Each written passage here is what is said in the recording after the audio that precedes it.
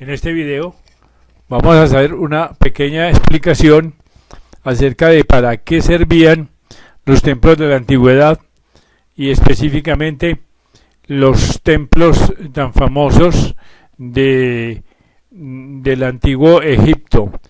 Para el efecto nos vamos a servir de un artículo publicado en la revista Enigmas, dirigida por E. Jiménez del Oso, en un artículo titulado Peregrinos en los templos egipcios. Dice que los templos egipcios eran mecas a las que a menudo se dirigían los hombres que formaban la sociedad de aquella maravillosa civilización que floreció a orillas del Nilo. Dice que algunos iban a buscar del favor de los dioses para sanar, mientras que otros buscaban su propia experiencia mística. Y es que era en estos poderosos enclaves cargados de energía en donde los sacerdotes vivían su proceso iniciático. Para ellos aquella experiencia era el paso a una nueva vida, un renacer espiritual, gracias al cual accedían a conocimientos superiores y se convertían en guías y referencia de la religiosidad del pueblo. Y vemos que hoy en día se siguen haciendo estas peregrinaciones a Egipto en busca no solo de sanación, sino de iniciación. Así que a los templos egipcios acudían básicamente dos tipos de peregrinos: los que buscaban la sanación, que al mismo tiempo era física y espiritual, y los que buscaban una experiencia iniciática. Y así pues los sacerdotes del templo atendían a todas sus necesidades.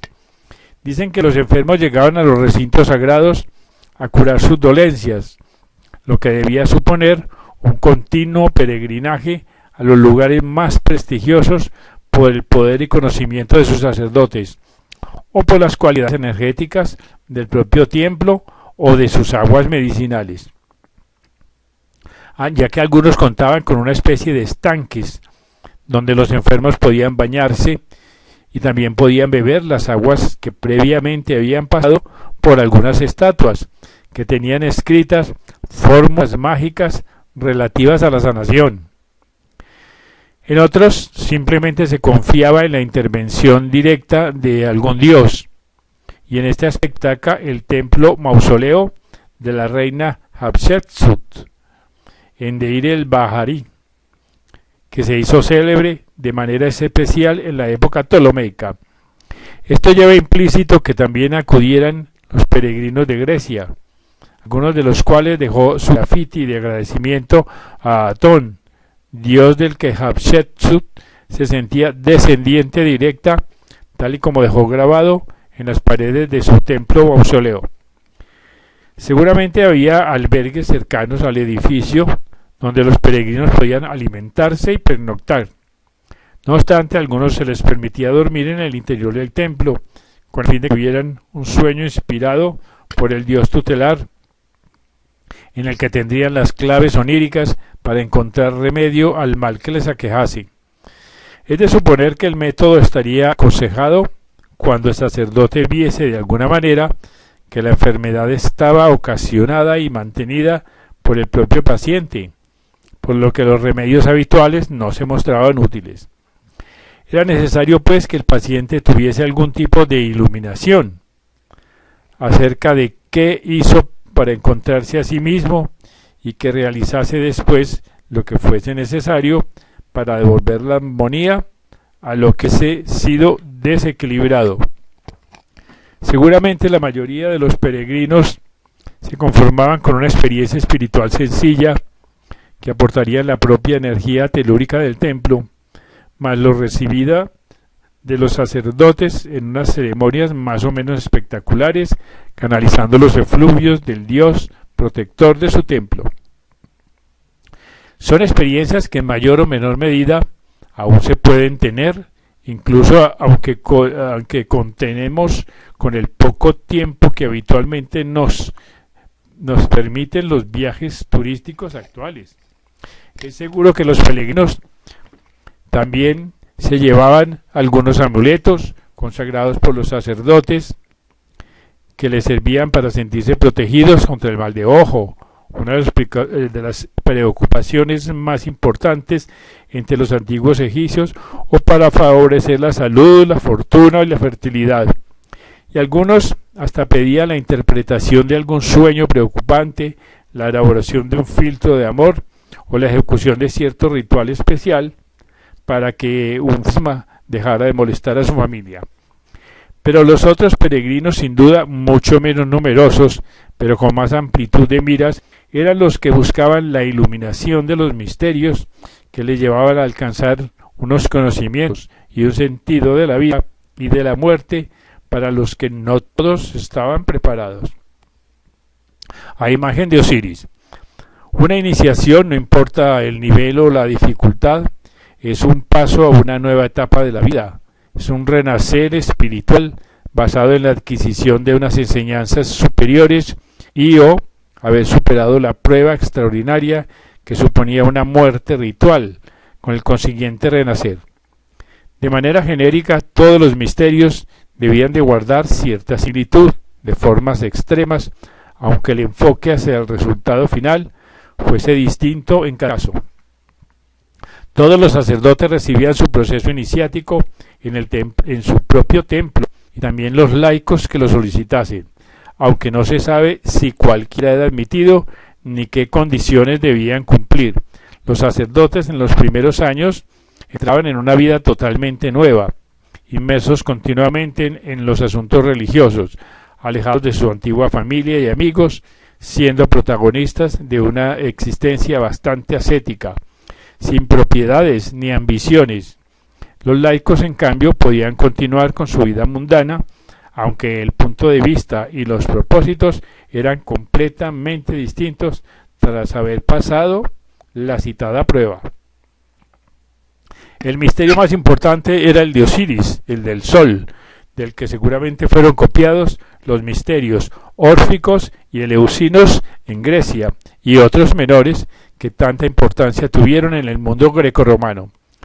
El papiro de Leiden cuenta acerca de la peregrinación a Abidos, Busiris y Carnax, que era una especie de tríada, cuyas sucesivas etapas venían a ser una recreación del ciclo osiriaco. El mito de la muerte de Osiris es en sí mismo un ritual iniciático completo, una experiencia chamánica que servía de ejemplo para las iniciaciones a él consagradas, que era la pasión, muerte, desmembramiento, recomposición y resurrección, tal y como le ocurriría al faraón muerto o al iniciado. Los famosísimos templos de las pirámides, relatando lo que va ocurriendo al alma del difunto en su paso por el más allá, describen la forma en que distintas entidades divinas van uniendo los restos del rey hasta que se presenta ante Osiris. En todos los casos, la recompensa final es una nueva vida en la que es completamente consciente de su auténtica condición divina. Por otro lado, Osiris, en la barca de Ra, todas las noches lleva a cabo un nuevo proceso iniciático, un viaje donde los seres del inframundo acechan y amenazan con volver la realidad al caos primordial. Así que Osiris tiene aliados y enemigos en su viaje, del mismo modo que el difunto o el neófito cuando recorre los senderos del más allá. Es posible que algunas de estas iniciaciones fueran experiencias de fin de semana, ya que este dios murió un viernes y resucitó al tercer día, como se le suponía a los faraones muertos que renacían a la nueva vida. La resurrección de Jesús fue otro misterio iniciático similar al que ya llevaba miles de años representándose en Egipto. Un paseo entre la locura y la eternidad. Las pocas referencias que nos han llegado proceden de sabios griegos que tuvieron la oportunidad de pasarlas en las épocas ptolemaicas. Apuleyo dejó escrito cómo había sufrido una muerte voluntaria para obtener después un renacimiento espiritual. No describió totalmente el ritual, ya que ese conocimiento estaba reservado exclusivamente a quienes se atrevían a llevarlo a cabo, siguiendo los pasos correspondientes. Posiblemente el secreto estaba relacionado con los peligros que ponía a acarrear al efectuarlos sin el orden correcto. Unas pruebas y unos conocimientos tan transformadores no debían ser tolerados por una mente no preparada por medio de las acciones previas. La locura, pues, no iba a ser el peor resultado, ya que el candidato tendría que enfrentarse a sus peores enemigos, aquellos que habitaban en los más lóbregos recovecos de su interior, monstruos primordiales que tratarían de asustarlo, distraerlo, alejarlo e incluso acabar con él. La victoria sobre ellos es la victoria sobre uno mismo y sobre el mundo ilusorio. Tras todo ello, la vida necesariamente no volvería a ser la misma. Por eso, un iniciado debía guardar silencio acerca de lo que había hecho. Incluso hay una ilustrativa, el Horus niño con un dedo ante los labios. La violación del voto de silencio acarreaba la pena de muerte, y con la pérdida del corazón, lo que implicaba la imposibilidad de acceder al más allá. Así pues, los estanques y lagos anexos a los templos, como el que aún puede verse en Karnak, cumplían una parte muy importante en los rituales, ya que en ellos se producían las imprescindibles purificaciones previas. Tras los baños, los novicios se afeitaban la cabeza, se depilaban todo el cuerpo para evitar la presencia de piojos u otro tipo de insectos, un gran problema en aquellos tiempos. Después se ungían con aceites aromáticos y se vestían con la túnica de lino blanco, iniciando la procesión hacia el templo. Claro que antecediendo esta ceremonia debía haberse abstenido de comer carne o alimentos impuros y de mantener relaciones sexuales durante 4 días. Posiblemente también debían haber pasado un determinado periodo de tiempo de estudio y preparación previa que les hiciese más comprensible el proceso final de lo que iban a llevar a cabo. Los novicios estaban ya dispuestos, como en todo ritual iniciático, a un renacimiento espiritual, tras el cual ya no serían los mismos. Y por supuesto el sumo sacerdote del templo les recibía e indicaba a cada uno las instrucciones que habrían de seguir rigurosamente en los días siguientes. Después, aislamiento, oscuridad, silencio, meditación, observan. Tal vez sin mensajes divinos que se unirían a las enseñanzas de los propios sacerdotes del templo. Y lo más importante, la muerte ritual, que viene a ser un vaciamiento de gritos y ecos para encontrar la voz que le traería la revelación, la conciencia de su inmortalidad en cuanto al ser espiritual. Todo el ritual era una sucesiva peregrinación para una nueva etapa de la vida. La conciencia de sí mismo, un ser espiritual, alejado temporalmente en un cuerpo mortal, la historia de la humanidad bajo la perspectiva egipcia, el universo real subyacente tras la imagen del mundo material. Las clásicas preguntas de quién soy, de dónde vengo y a dónde voy, y algo más cuyas respuestas causarían pavor a quien pretendiera pasar por esta prueba sin la debida preparación. Sin embargo, cada etapa del camino conlleva un aprendizaje, algo que lo alejaba de su anterior personalidad, ya que este cimiento aportaba un nuevo estado de responsabilidad al que se correspondía otro de iluminación. Al final del proceso iniciático estaba la identificación con el propio Sol, con el propio Osiris, aquel que proclamó: soy la eternidad y he venido del Num y mi alma es Dios. La gran enseñanza de todo el ritual iniciático sería la comprensión y aceptación de que se era un ser inmortal. Por supuesto, sus actos en esta vida eran trascendentales para lo que ocurriría después, pero en algún caso sabía que tendría nuevas oportunidades. La muerte no era pues el fin de nada, era una etapa más en la existencia, escapando de paso, al menos temporalmente, de las limitaciones de la tierra y de la realidad física.